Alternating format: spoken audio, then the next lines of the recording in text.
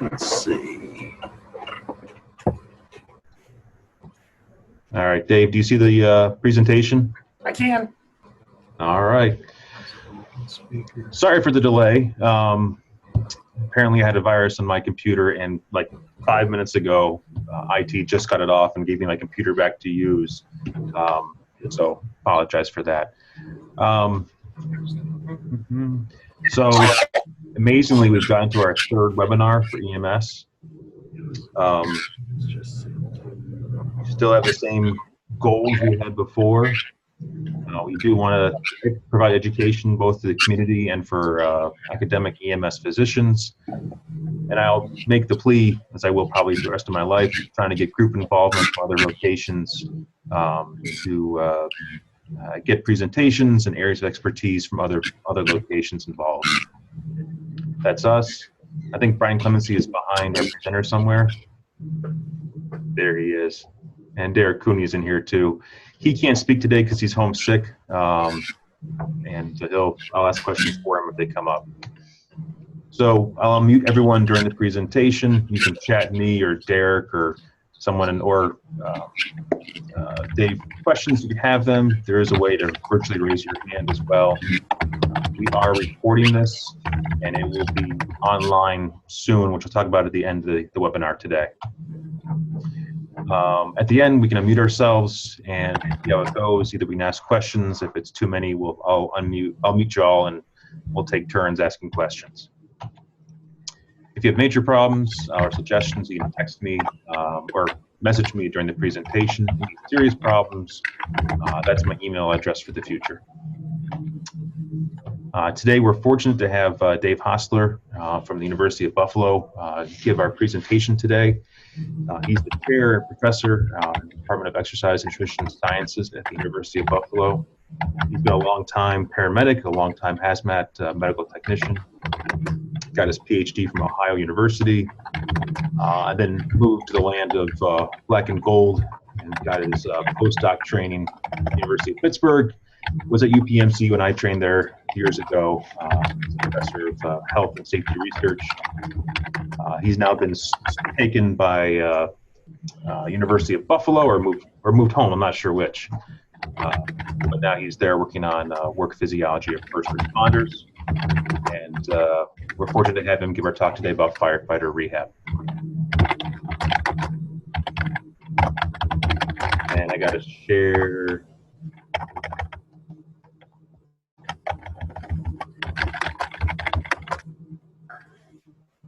And you're ready to go, Dave. All right, we'll see if this works or not.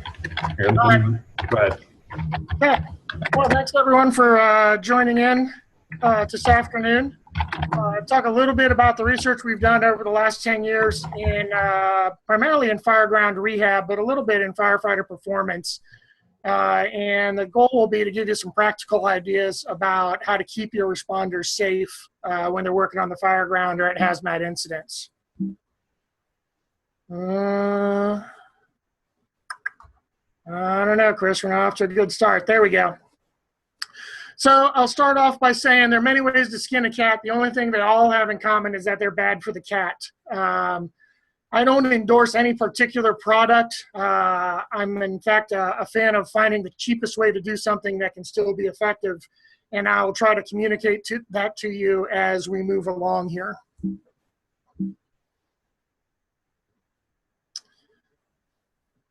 Okay, so the first question is, what is rehab? And when y'all decided to log in today, you probably had some mental image of what a rehab sector looks like on the fire ground. And that's what I affectionately refer to as the dog and pony show.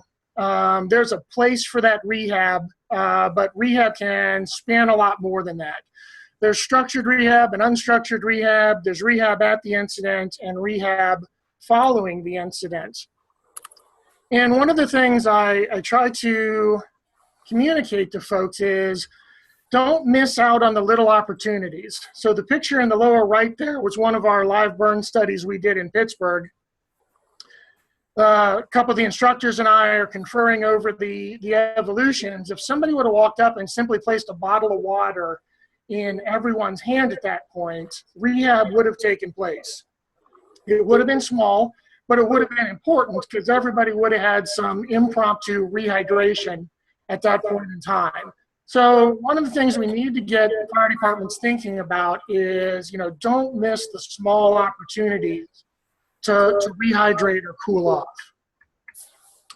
The other thing is to remember that after the incident, folks are still going to be hot and tired, and there may be additional need for rehab. We tend to like to put things into a mindset where there's a definite beginning and a definite end, and at the end of the call, we want everybody to be ready to go to the next call, and that's not always going to be the situation.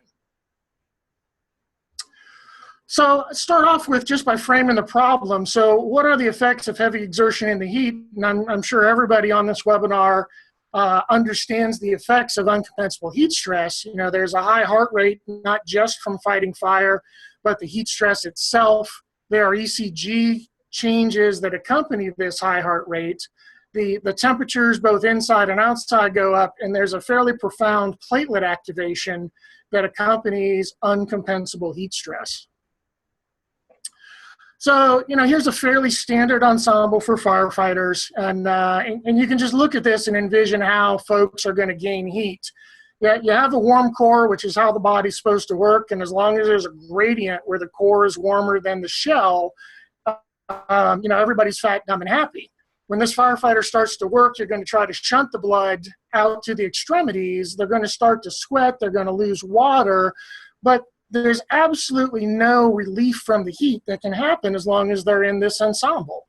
Manufacturers will talk about certain types of turnout gear being breathable. Mathematically, they can show you how that's true, but functionally, it just doesn't exist. There's no convective cooling in turnout gear. There's certainly no conductive cooling in turnout gear. If anything, while you're at the fire, the gear is hotter than the firefighter. And there's really no evaporative cooling possible under turnout gear.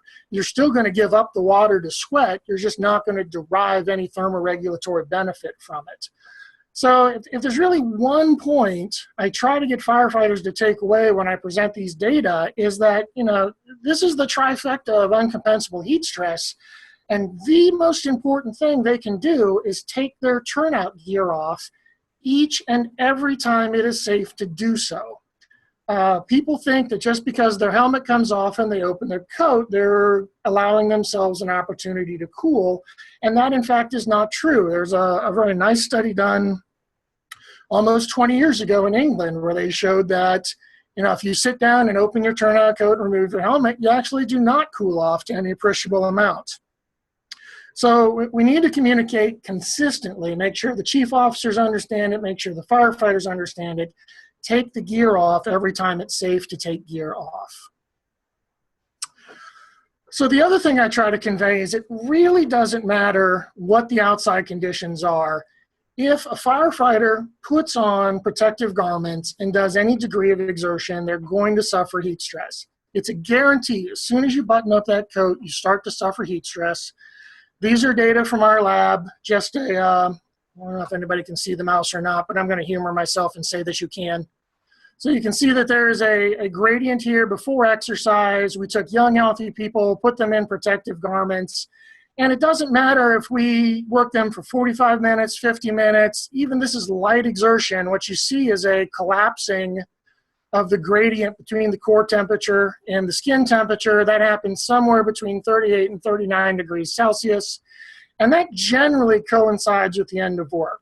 Once in a while, we see an individual who will try to push past this, but usually that's just the physiologic endpoint.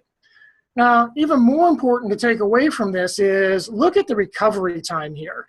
You know, these are 30, 60, 90, and 120 minutes of structured rehabilitation. We're actually trying to deliver the best rehab we can, and the temperatures don't start to normalize back to baseline until somewhere between 60 and 90 minutes later. Most firefighters, you're lucky if you can hold them in rehab out to this 20-minute point. So folks have a lot of residual heat buildup if they try to go back into the fire. So what happens to heart rate? I think everybody understands that heart rate goes up with firefighting, but I don't think everybody appreciates just how much heart rates increase for firefighters working in turnout gear. These are representative data from our studies and from other folks who have monitored heart rates in the field. And just the act of having the alarm causes a bump in heart rate, from what was happening before the alarm went off. And we see pretty consistently both new and experienced firefighters just pulling up on the incident have heart rates well over 100 beats a minute. That's just pretty standard heading into the front door of a fire building. If you take their heart rate as they exit the building, you see heart rates very near their age-predicted heart rate max. It's not unusual after a single 20-minute bout of firefighting for us to measure heart rates of 180, even 190 in a firefighter in their early 20s. They're going to get into the rehab sector, we hope, for some period of time. You're going to keep them there maybe 20 minutes, and the heart rate's going to be around 100. And, so now it becomes a really perplexing question. If after 20 minutes of rehab is a heart rate of 100 good enough to go back to the fire and do some work? And I'll talk about that more in just a little bit here, but I don't think there's a clear-cut answer to that question. I think some clinical judgment has to take place here. Now, more surprisingly to folks, including ourselves, these are brand new data, were the ECG changes that we picked up during fire suppression. So we had folks that we asked to do 2 work periods or 3 work periods at the fire academy last summer, wearing turnout gear, or at least part of the exercise was live fire suppression, and we put Holter monitors on them, about 40 subjects. And it was the first time we had an opportunity actually to look at heart rates and ECG during the fire as opposed to just before and after. And we were really surprised to see that more than half of subjects actually exceeded their age-predicted max heart rate. Okay, it didn't come close to it like we were measuring at the door after the fire. They went well over it. Okay, and these were all young, healthy individuals screened and considered to be very low risk for any cardiovascular disease. You're seeing heart rates sustained above 150 beats a minute, anywhere from 38 minutes to almost an hour, depending on what group they're in. Concerning, in 3 of our 40 subjects, again, all low risk for cardiovascular disease, we saw frequent PVCs, in quantities that would actually make you a little concerned when reading the Holter. And about a quarter of our subjects showed ST segment changes either during or after fire suppression. A quarter of healthy individuals had pathologic ST changes. So clearly the cardiovascular strain is tremendous. I think even more than most people that do fire service research realized. So that brings up an important point. Rehab starts before the call, and firefighter fitness is important to how a firefighter performs, and importantly in how a firefighter recovers. The firefighter on the left here is a Scottish firefighter. We believe he's the first and possibly yet the only firefighter to be fired from his job from weighing too much. He failed a physical exam, was given 1 year to lose weight, did not, and lost his job. The firefighter on the far right, some of you may recognize, that's Rich Fronig. Rich was a career firefighter in Tennessee, started competing in the CrossFit Games, won the World Championships a couple of times, and now makes so much money being sponsored by Reebok, he doesn't have to be a firefighter anymore. But they really, in my mind, represent the anchors of firefighter fitness, and all your firefighters probably lie somewhere in between, and their fitness before the alarm actually figures into their recovery. Now, strength and power clearly are important for fire suppression. As many of you know, upper body exertion places a huge strain on the heart. And there are a lot of opportunities for upper body motions and overhead motions in fire suppression. So often, even though a firefighter may not feel like they're working all that hard, because of the type of work they're doing, they may be experiencing considerable cardiovascular strain. Probably that would be disproportionate to how they think they're actually doing. Firefighters like the strength and power piece of working out. What they tend to want to ignore, though, is the aerobic fitness component. The benefits of aerobic fitness are well known in terms of you have a better plasma volume, lower strain at any workload.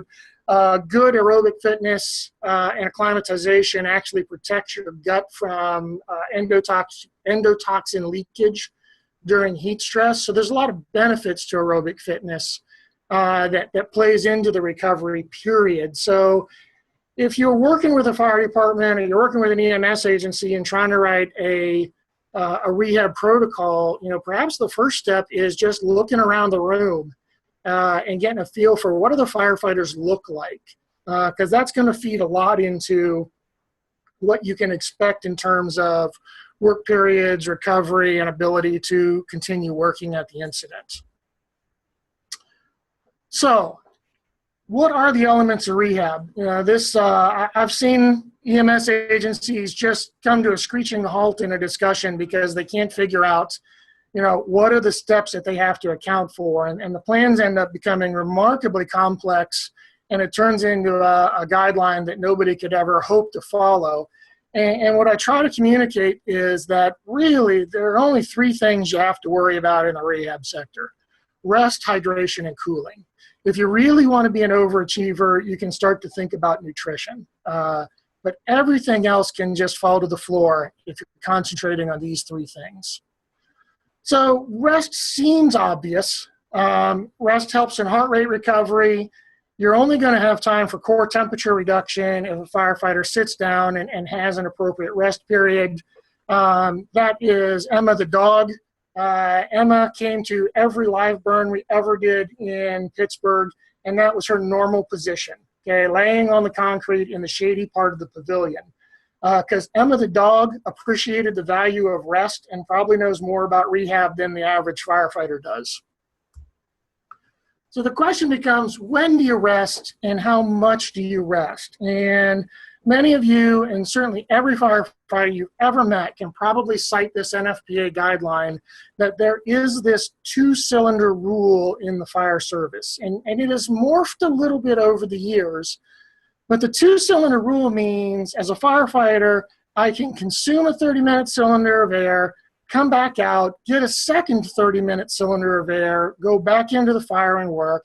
And at that point, then, I'm supposed to go to the rehab sector for some structured recovery. It's been morphed a little bit now that we have larger SCBA cylinders. It can mean one 60-minute cylinder, or it can mean 45 minutes of continuous work. Now, I can say every firefighter can cite this, but probably none of them can tell you where it came from, because the truth is that the NFPA just made it up. And they didn't make it up out of laziness or malice. It just turned out when they wrote 1584 all those many years ago, there was zero data on what the work-rest ratio should be for a firefighter. So they sat around the table, and their best judgment was that 1 sounded like too few and 3 sounded like too many. So the answer was 2 cylinders, and that nowadays persists as though it were etched in stone. I'll tell you, though, you can't take it in that sort of literal sense. The scene dictates the conditions. A firefighter cannot work beyond the body's limits. Every fire is hard, there's no doubt. Some fires are extraordinarily hard, depending on the environment, the situation, and what you're doing.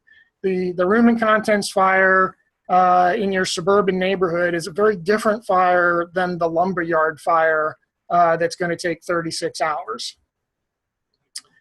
I can tell you that based on all our data and every other bit of data I've seen, that a 20 to 30 minute rest period, while reasonable from an operational standpoint, only provides a partial recovery. And the graph on the left there, that was from one of our studies where we tried rehydrating firefighters either with a sport drink, IV fluid, or plain water. We asked them to do what was about 2 cylinders of work, light work on a treadmill, carrying some tools. Most people could give us between 30 and 45 minutes of work before we took them to rehab and fully rehydrated them. We gave them back every drop that they sweated off. And then the white bar shows you the next period of work right after, and you can see they pretty consistently could give us only about half as much work time. So this is actually a really important fact for your incident commanders, your chief officers to consider. If this fire is going to go on for a while, you're going to need to bring more people, because every time you rehab somebody, even if you're doing the best rehab you can possibly do, you are going to subsequently get less work out of that crew on the next trip in. So what about after the incident? Every time I throw this picture up in a fire hall, the first thing somebody in the room says is, "That was a good fire." And that was a great fire for everybody except the engine crew, where all that hose came off of their truck. Because those individuals all have to go back to the firehouse after they've loaded the hose on the truck. They're going to pull it off of the truck, clean all that hose, and then put it back on the truck again in order to be ready for the next call. That's like going to a whole nother fire worth of work. So you need to keep in mind, if you send a crew away from the scene and they've just been physically destroyed, they may need some extra time to recover back at the firehouse before they're ready to go back into service. So rehydration is critically important. This is a saying by Roger Bannister, that the notion that esprit de corps can somehow defeat the principles of physiology is not only wrong, it is dangerously wrong. The fire service tries to violate this saying all the time. I'm okay, I don't need to go to rehab. Heat stress, it doesn't bother me, I like being hot. Don't worry, I'll rehydrate later. It even extends on to failing to recognize symptoms of stress. And, the fire service likes to ignore that, they really are subject to the laws of physiology. So one of the things we try to stress is that prehydration is important, okay? And I think you all recognize that, in the absence of certain medicines and vitamins, urine color is a pretty reasonable estimate of hydration status, particularly if it's the first void in the morning. So what we try to do with fire departments is get them to put up conspicuous reminders of urine color. This is one thing we did at a study where we just had urine color charts printed up as a sticker and stuck them onto the side of a water bottle. If you're shameless like I am, you put your website and logo on it and start handing them out as freebies. FEMA, when they set up a disaster area, they routinely hang urine color charts over every urinal and in every outhouse. Just a constant in-your-face reminder that you should be hydrating normally. And in our experience, I don't have any hard data to prove it, but our experience is folks do tend to respond to this. As long as you remind them, they're pretty good about having a little bit of extra water during the day if they think they're dehydrated. So what fluid do you use in your rehab sector, and how much of it should you provide? I can tell you that consistently we have seen that a firefighter loses between 3/4 and a full liter of weight from sweating during 20 minutes of fire attack. And that's a pretty good range. You can just assume that that's what a firefighter sweated off before they came to the rehab sector. And, thanks to the miracle of working kidneys, more than what they sweated off is going to have to be consumed before, they're going to be fully rehydrated. In terms of which fluid, I can tell you our studies have all said that water is equivalent to sport drink in terms of performance. The same is also true of IV fluids. No one rehydration strategy found itself to be superior for performance after rehab.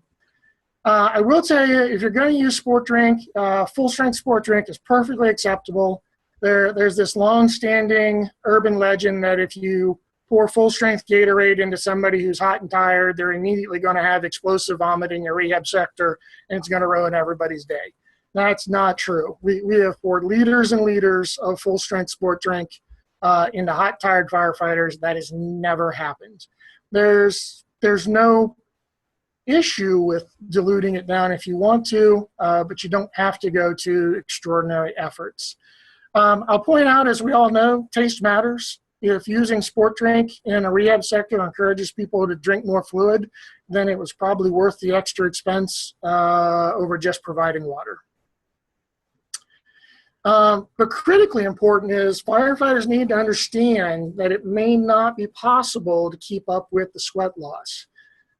Very few people I know can sit down in a rehab sector for 20 minutes and knock back a full liter of water and then go back into the fire and be functional. It's just not within most people's physiology to do that. Doesn't mean they don't owe you that fluid later. And I don't think we do a good enough job of reinforcing that with our responders. So what about cooling?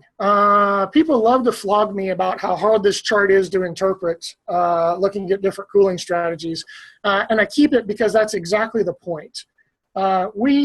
We tested forearm immersion, cooling fans, a commercial device that cools the hand, chilled IV fluid, a liquid perfused cooling vest, and passive cooling, and they just flat out are not different.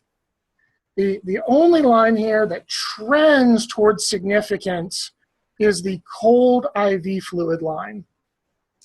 Now, I think if I could have gone back and done this study again, if I would have just empirically given a full liter of cold IV fluid instead of the amount that everybody sweated off, which for many of our female firefighters was less than a liter, I think that line would have been significant. They would have cooled off faster. The downside to that modality is it is very, very, very unpleasant to get a rapid infusion of ice cold saline when you are hyperthermic. I think probably this is an extraordinary modality for treating heat stroke if you're carrying it on your ambulances anyways, but it's not an everyday occurrence on the fire ground. So this clearly is a bad day to fight fire. I think this might have been Sunday morning here in Buffalo. Certainly this winter never seems to want to end. But it's a relatively easy day to not suffer heat stress. And the human body is an extraordinary machine. If you give it an opportunity to regulate its temperature, it will do so quite happily. I'll tell you, every study we have done, and if you critically read all the studies about cooling firefighters, the only conclusion you can come to is that passive cooling is every bit as good as active cooling if the conditions are favorable. Now that is the key piece there. Okay, favorable conditions are cool temperatures, and it's hard to put a number on what a cool temperature is, but my rule of thumb is kind of room temperature-ish. Low 70s or lower is good for passive cooling. The humidity has to be tolerable. If it's so humid that you're uncomfortable just standing outdoors in a short sleeve shirt, then that's probably not a humidity that favors passive cooling. And the key piece is turnout gear has to come off. At a minimum, the helmet, the hood, the coat all have to come off before the firefighter sits down. If they're going to be sitting down anyways, why not just have them push the turnout pants down around their boots and expose the thighs a little bit to improve your passive cooling. Now, if you cannot set up favorable conditions, if you just can't make that happen, then I will be the first to say that you're going to have to flip over to active cooling. Okay, you're going to have to set the body up to be successful. Number of ways to do that. The easiest one's going to be convection. Every fire department has a plethora of fans for ventilating buildings. You need to know the limitations of your fan. You cannot cool an entire area with one fan. You can cool one or two firefighters with one fan, but you can easily bring convective cooling to bear.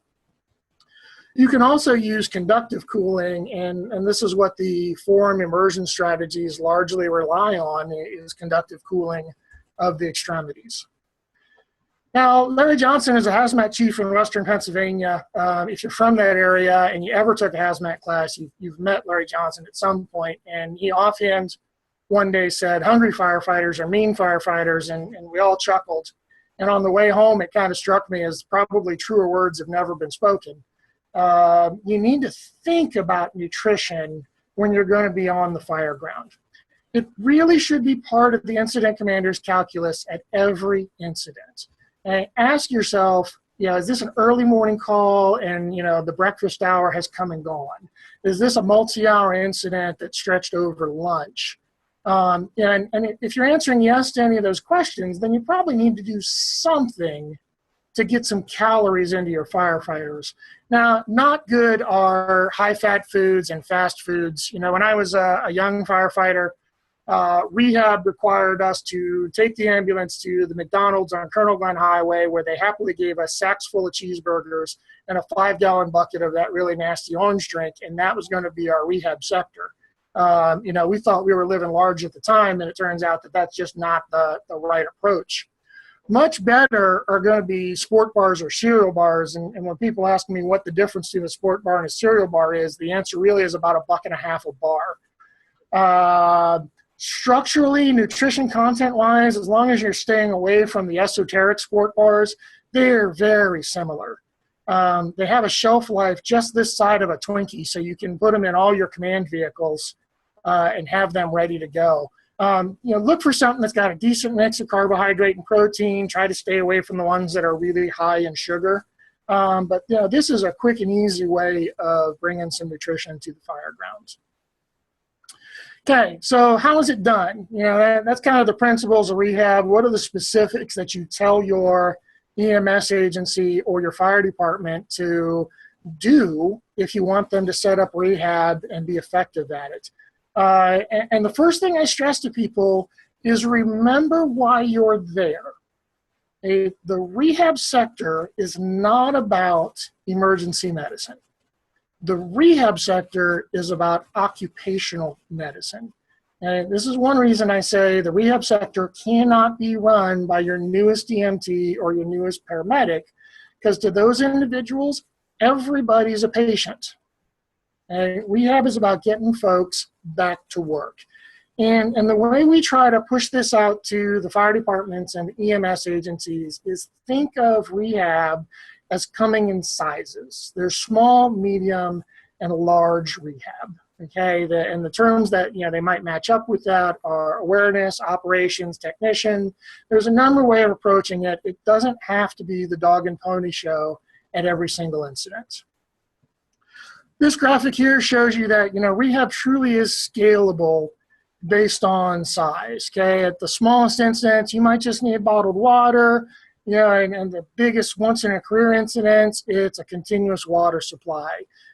You can just look for shelter on the small end. You may need whole structures on the large end.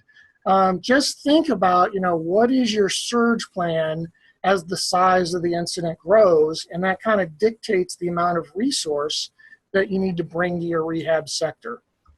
So whenever I talk to company commanders in particular, I tell them, they should be thinking about this small or awareness level rehab on every single call. They might not do it on every single call, but it really should be part of the thought process. Anytime you have 2 to 6 firefighters standing around together, you need to ask yourself, are the conditions bad enough, or have I been working hard enough that I should be doing some low level of rehab? There are a lot of ways to do this. Most fire vehicles should have a first in bag on it. If you feel the need to take vital signs, they should be self-contained and able to do that. I have a bias nowadays that I think you should not be allowed to have red or blue lights on a vehicle that's responsible for 911 calls if it doesn't have bottled water on it. Okay? It's cheap, it's got a long half-life, and if it's there, people will use it. This is one technique I was shown years ago. Fire departments started strapping small bottles of water to their spare SCBA cylinders. So if you're operating under that 2-cylinder principle, when they come out and shed that first cylinder, they go to the cabinet for the second cylinder, there's that bottle of water right in their face. They'll pop the top off and start to take some drinks, and you'll at least had some beginnings of rehydration going on before they go to the rehab sector. Cooling's fairly straightforward if they remember to take their turnout gear off as soon as it's possible to do so. Less of an issue in New York, but in other part of the country, short pants in the summer are a good alternative for managing heat stress. Both FTNY and Toronto have done studies now that there is some small but measurable thermoregulatory advantage. to wearing short pants under turnout gear. They've done follow-up studies that showed their incidence of lower extremity burns didn't increase when they made it allowable to wear short pants. So I think it's not a bad idea. Having a working air conditioner in the fire engine is a great way to create the favorable environment for rehab. Okay, now your bigger incidents, this is where, probably what y'all had in mind as rehab comes into play. This is your multi-company incidents, your room and content structure fire in the suburbs. In my head, this is when, 4 or 5 vehicles worth of firefighters have showed up. And at that point, you really have some obligation to have a formal rehab sector. Okay? It should be part of the accountability system. There should be some modest level of record keeping that goes that you were seeing firefighters, you were following them, at least superficially, they appeared safe to continue. It's the larger incident. The important things to remember when you're making a plan for this size of rehab is, you have to bring enough fluids, whether that's water or sport drink. Places I know that have dedicated rehab companies tell me that if they bring any less than 48 bottles of water to a room and contents fire, they're not going to have enough to go around. Okay, so you want to have enough water available. If it's a hot day, even modestly hot day, you need to be able to bring ice, so it needs to be part of your plan. If you don't have an ice machine in the firehouse, where's it coming from? Is the place you get ice at 2 in the afternoon also going to be available to give you ice at 2 in the morning? Okay, so you just have to kind of pre-plan all these details for your rehab sector. The number one issue is bring something to sit on. If there's nothing to sit on in your rehab sector, then folks are going to spear it off to sit on the bumper of the closest piece of fire apparatus, and you have no opportunity to follow them. Okay, cooling is not all that challenging. You just need to think about, what are my conditions? If it's really cold outside, find some shelter and take the gear off. If it's a decent day out, again, find some shade and take the gear off. But you really should have a plan for, what about the hot days or the really humid days? How am I going to bring active cooling to bear and do it in such a way that's not going to break my fire department's budget? Here are 2 commercially available items that we tested in our study a number of years ago. The picture on the right is the 4-arm immersion chair being sold. This is a great product. It's a sturdy chair. Each arm holds about a gallon of water. It works. It is a good way to cool firefighters off. It is not cheap. Last time I bought them for the lab, they were running about $100 a chair. The picture on the left is the liquid perfused cooling vest. They use this in the NASCARs to prevent heat stress. I don't think this is optimal for the fire service. The vest actually has to be dipped in ice water, so it has to be soaking wet before they put it on. The bucket actually has to contain ice water, not water, and it does require an electric source. So I just don't think this is the best modality for the fire ground, but it will work if this is what you have. There's a cheaper way to do form immersion cooling. We go to Home Depot and I can buy these 5-gallon buckets for about $1.77 a bucket. You steal a folding chair from the back of the fire hall and some milk crates from the restaurant down the street, and all of a sudden you have 4-arm immersion done on the cheap. I'll argue that this is actually a better heat sink because I can put 5 gallons of water in each of these buckets as opposed to a gallon in each arm of the cooling chair. These are especially great for fixed sites. You put a stack of 20 of these at your local fire academy, and they can break them out any day that they're training in the heat and set them up for rehab. So for this group, I think it's important to mention medical monitoring in the rehab sector. Optimally, I think you need an EMS unit detailed to rehab. And if you can pull it off, it really should not be the EMS unit you're going to use to transport patients. Because if you end up with a patient, your rehab sector just piled into an ambulance and left, and now you don't have a rehab sector anymore. We can talk about vital signs, and I will in a minute. There may or may not be value in trying to measure temperature on the fire ground. We published a paper a number of years ago that shows that all the devices that are easy to use in the field, the accuracy in predicting core temperature really falls apart when your subjects are heat stressed. So I actually have come full circle on this in the last 8 years. I don't recommend that we measure temperature in the rehab sector anymore. I would much rather have competent providers that can use good clinical judgment instead of trying to read the number off a thermometer. This is an issue I hear about from fire departments all the time. Should we be screening for carbon monoxide in our rehab sector? And I always present it back to them, which of these is more valuable after the fire goes out? And almost invariably they'll say, oh, the carbon monoxide oximeter is more valuable because it'll tell me if somebody has carbon monoxide poisoning. You can frame this a slightly different way for them. Think of any disease in the world. Would you rather not have the disease or have a surefire method of realizing you have the disease? Fire departments want to buy these, and I've got nothing against these co-oximeters, but they already have 4-gas meters on their engines.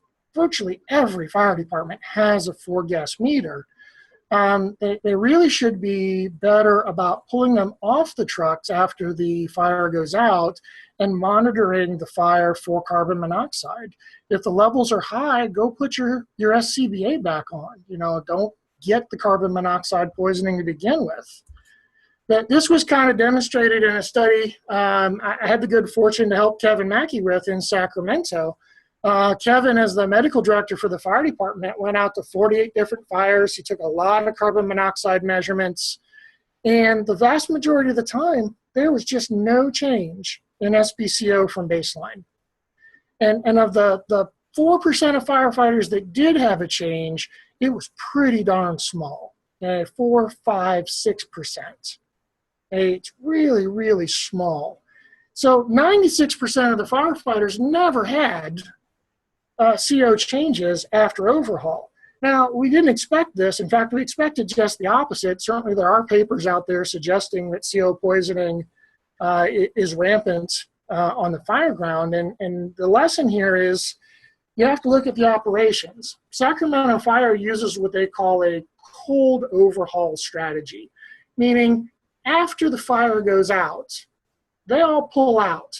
They get together in the front yard, they have their post-mortem on the fire, they ventilate the structure, and only then do they go back in to begin their overhaul. Okay, they try to clear the structure from as much smoke as possible just to keep the CO poisoning from happening. So just a quick word to convey to your EMTs about medical monitoring and rehab. Everyone looks bad when they get to rehab. All firefighters are hot, tired, and have a high heart rate when they first come out of the fire. The thing to reinforce is that your firefighters, they're not patients. They were presumably healthy. They just completed some quantity of heavy exertion. They need a period of time to recover. So I'll pose this question, and then I'll have to answer it because I can't see anybody's faces on the little screens here.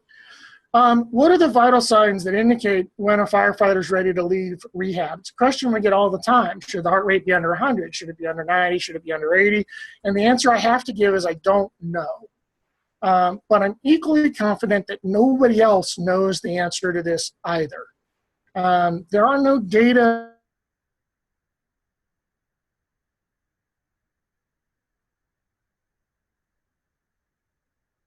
I am sure of is that if you're going to take vital signs, one set of vital signs is not helpful.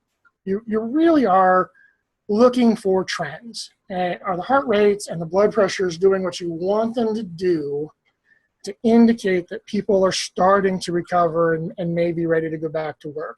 Now, I think in fairness, it's important to say there are actually no data to justify even taking vital signs in the rehab sector. There's no solid piece of data out there that says you're doing anything useful by taking blood pressures and heart rates. Now, I still fall in the camp that you probably should monitor vital signs because I think you're looking for the outliers. One important thing is to remember blood pressure in rehab is very similar to blood pressure after doing maximal exertion. Low blood pressure is going to be common. After maximal exertion, blood's going to pool in the legs.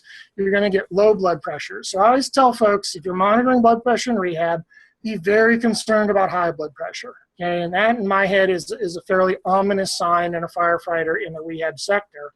But don't necessarily assume that normal or low blood pressure is always a good thing. You know, some of your less healthy firefighters, you know, they could be showing signs of a relative hypotension there. Okay, the most important thing is use good clinical judgment. You know, everybody looks bad when they get to rehab. If after 20 or 30 minutes of rehab you have heart rates down under 100, that's probably a normal response, but providers should not interpret that to mean that they've recovered. If you've got folks in the rehab sector for 40, 45 minutes and they still have high heart rates and their temperatures still seem to be high, that's probably not normal. And then you need to start asking your question, did I provide cooling? Have I provided enough rehydration? Or is there some true underlying medical condition that's going to flip this individual from an OCMED setting to an emergency medicine setting? And then I just wrap up by saying that, there are these, what I think are once in a career fires. This was a couple of months ago. This was a multiple warehouse fire in Los Angeles near the intersection of two major freeways. This should be a once in a career. If you're seeing this more than once in a career, you might want to question what you've done with your life because you're in the wrong places. When you have an incident that big and you're literally going to pull hundreds of firefighters to an incident, you can't set up a regular rehab sector. Okay? Devices aren't practical. You have to create an environment or find an environment. Okay? Buses can be a practical way to set up a good rehab sector. Air-conditioned shelters are okay, but they're really expensive. If you have a county resource, it might be a decent way to go. But you can always use a structure. Every address on planet Earth had somebody that was first due. You could run a shuttle to take, some significant number of your firefighters off the scene back to the first due firehouse and let those folks recover in an air-conditioned or heated environment away from the scene. And lastly, I'll just reinforce once again, post-incident rehab is important. We've seen the number of line-of-duty deaths over the years, that happen hours after the fire. And, and we can speculate as to why that is, but clearly putting some more thought into how we rehab after the fire and keeping an eye on folks in the following hours is clearly an important way to go.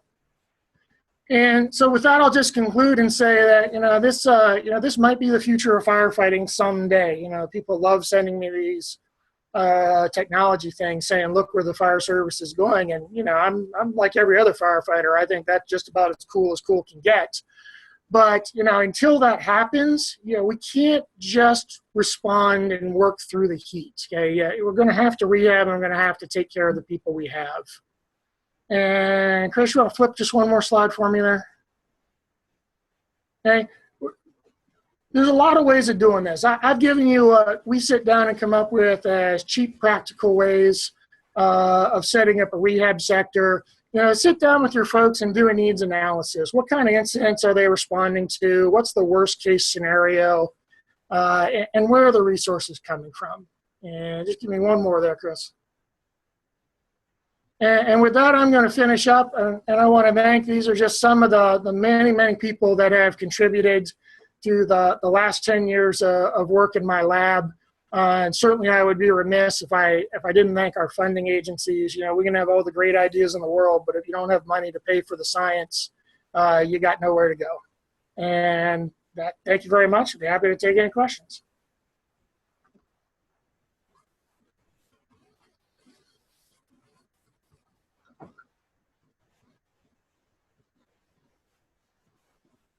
I see your mouth moving, Chris, but I can't hear you. There we go. That's better. Ben Zaber had a question he asked in the chat. He was worried He asked, is there a risk of hyponatremia from using too much water on people doing work in rehab? It's always a risk. I think the risk is pretty low. You really, in the context of most fires, you'd have to work pretty hard to drink enough plain water to become hyponatremic. Now, the sports drinks, I said there's no advantage to sport drinks in terms of performance. I'm thinking in the context of your typical fire. Clearly, if your incident's going to go for an extended period of time, you're starting to, encroach on that 1 hour mark or longer. Now there does become some real benefits to sport drinks, which have been shown over the years. So longer incidents, then you're definitely safe flipping over to an electrolyte solution. Okay. One question I had, obviously vital signs, everything I've seen hasn't been a good predictor of going back to work.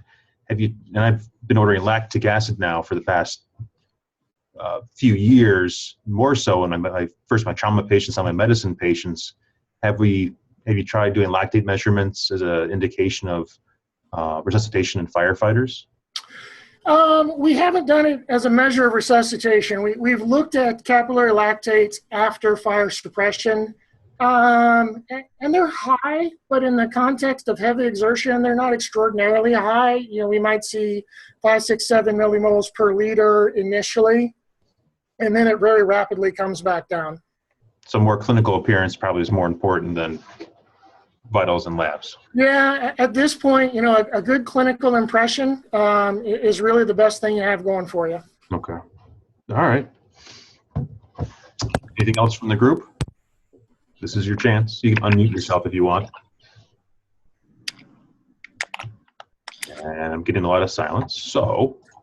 Just to go back, it's Ben Zaber again. With the hyponatremia, my concern's less for people in acute rehab after a fire, after they've been working. But I've seen these urine charts around just in the bathroom of fire stations and training facilities where, my concern is that people may be aiming for that clear urine when they're not heavily exerting, they're not sweating, that that's when they may be at risk for going to hyponatremia if they're trying to make their urine that clear when they haven't really been working. That's a fair point. And, so part of this is, good education with your providers. When we make up a urine chart, I'm very careful not to put clear or white at the good end. We really try to educate that they're looking for pale yellow in their morning void. I really try to admonish them, you're not going for clear. I got one question from Derek. He's watching, but he can't talk. He writes, how do you encourage or enforce 1582, 83, and 84 as a package deal? Volunteer and split departments often thumb their nose at strict fitness for duty exams in the fitness program. Man, I wish I had an answer for that. Until it's either a mandate. I mean, they are standards, but they're standards without a mandate, or there's a significant incentive. I'm afraid I don't have a good answer for that. And I know with rehab, some of it is attitude. We've seen fire departments become much more accepting of rehab over the years. And, so I think just a consistent, gentle message that, this isn't punitive. This really is for your health and safety. And, Mike McAvoy has perhaps the best phrase about rehab at all. Rehab doesn't take you away from the fire. Rehab gets you more time at the fire. One last question from Mike Gerolman here in Syracuse. Is there any benefit to have baseline vital signs in your members and then compare the trends towards the baseline in rehab? I think that's reasonable to do. You want to be cautious that, baseline vital signs truly are baseline vital signs, that they're collected under reasonable conditions. I think probably most useful would be blood pressure, having a good idea for, which your firefighters normally are, normal tensive versus kind of hypertensive. That's probably useful information to have. Okay. Anything else? think we're losing some people. All right, fair enough. Thank you, Dave. That was fantastic. I think that's useful information for all of us. I only have Syracuse Fire and Fayetteville Fire here in Syracuse are going to get copies of this, and they couldn't be here today, but they wanted to see it. Just so everyone knows, our next date is April 28th. Not sure what the topic is yet, but we'll get it all done. And we have June 30th, Chris Martingill from Pittsburgh doing flight physiology. If anyone else has a topic they want to present or want to get involved, let us know. I'm still working on Rescue Task Force and paramedicine. I'll probably do the Rescue Task Force in the near future and try and get Kevin Munjal out of New York City to do community paramedicine. One thing, our website's under construction. Our tech guy here in my department says it's going to come soon. There'll be if you check our EMS fellowship or just Google that, you should be able to find Emergency Medicine Live tab in there. We'll have a schedule and a link to all past PowerPoints and webinars as well. With that, I want to thank Dave again, and I think we're all set. Thank you.